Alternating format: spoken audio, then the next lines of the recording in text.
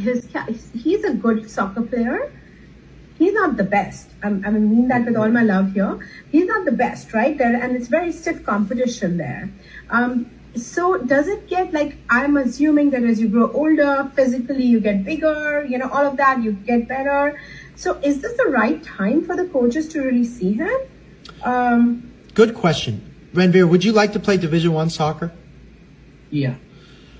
If your son wants to play Division I soccer, and in this case, I'm just going to tell you, the top academic D3s are the equivalent of Division I soccer, meaning they're as competitive and in many ways better than some Division I teams. Your son, unfortunately, doesn't have a choice. Even if he wasn't ready, he would have to start the process now. If he wants to play Division I, if you say, no, I want to go do a low-tier, mid-tier D3, similar to a D2, then no, you could wait till your sophomore, junior year. But he wants to go, to give you an idea, the top academic schools are done recruiting his junior year. Okay? So junior year in August, they're all done, which means they've been recruiting the kids from freshman, sophomore year. Now, I'm also going to be honest with you. If your son wasn't good enough to go show to coaches, I would tell you, wait a year, wait till he gets a little better, and he would still be okay.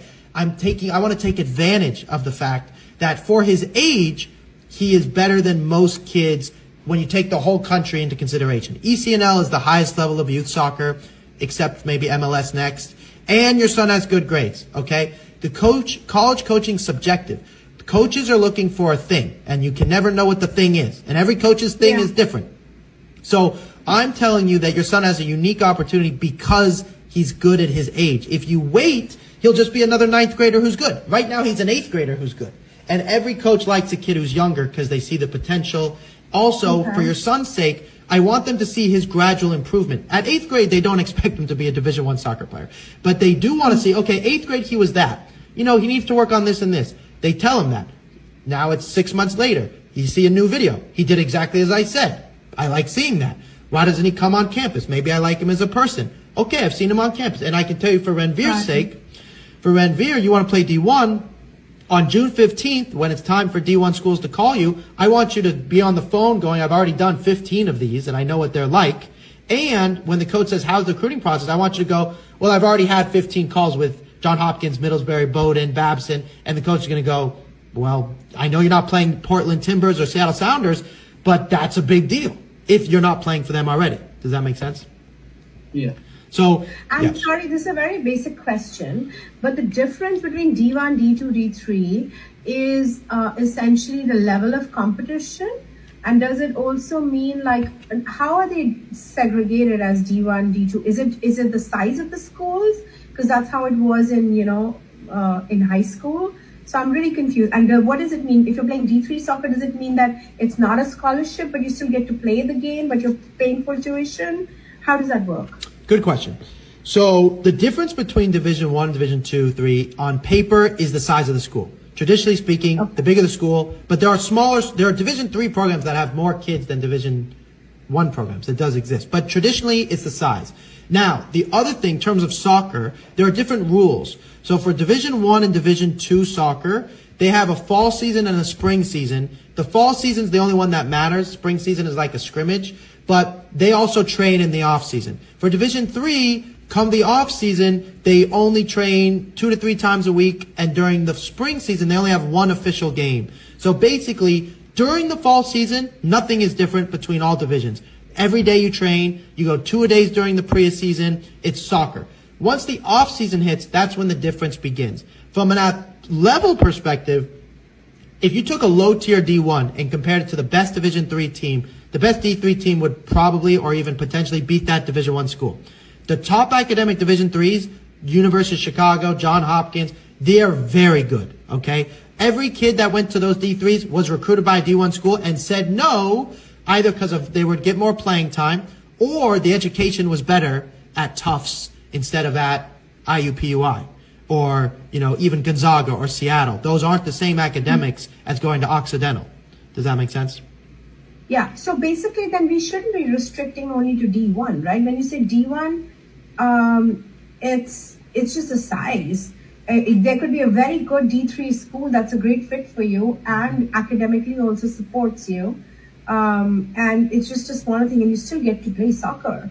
So yes. To add to that, for your son, for now until, for the first 3 months, we're only going to focus on D3, nobody else.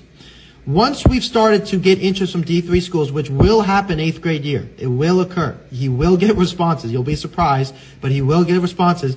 We will start updating Division I schools because it will help us get to Division III schools in some cases. Like if he gets interest from a D1 school out of camp, we would email a D3 school and say, Drexel really, or let's say Gonzaga really liked me at the camp, but John Hopkins, I care about you more. And John Hopkins will go, what are your grades? Let me know about you. Good to know, because John Hopkins expect the kid to get recruited by a D1 program. That's how good they are. And to your answer about scholarship, when your son's case, with his grades and starting now, you have a lot more chance for money the earlier you begin.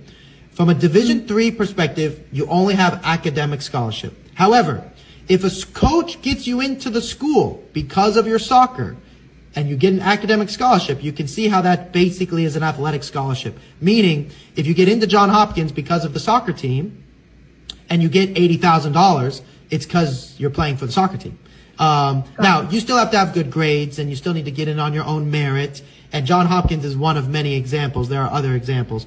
But the answer is there's always, if you're concerned, not concerned, if you want to talk about scholarship, there's way more money on the academic than the athletic. The athletic side, there's 9.9, and it varies per school, but 9.9 scholarships split between 25 guys. Nobody gets very few people get a full ride. Even in my case, I got a full ride. Half of it was academic and half of it was athletic. And the athletic was a very small portion. You know, you're talking $10,000. The academic though, my scholarship came out to be $250,000 in aid over 4 years. That was bigger than my pro contract by a lot. So, yes. And you wouldn't have got that if you went only the academic route. Correct. No chance. Essentially, they divided down and put it in the academic bucket, but it was essentially because of soccer, right? Yes. Exactly. Okay. Exactly. Because my older son is brilliant, but he did not get any academic scholarships. Yes, you're correct. And that is exactly why it's important. So far, all of our students have received a minimum of $20,000 thus far. You can't guarantee it. There's no guarantees. You know, when you have a doctor and he tells you nothing's going to happen in surgery bad, it'd be a doctor you'd be scared to work with. Things can happen. But so far, that's what it's been like. So if it's okay with you guys, I want to tell you what it looks like to work with me. Is that okay? Yes, please. Yeah. So in your son's case,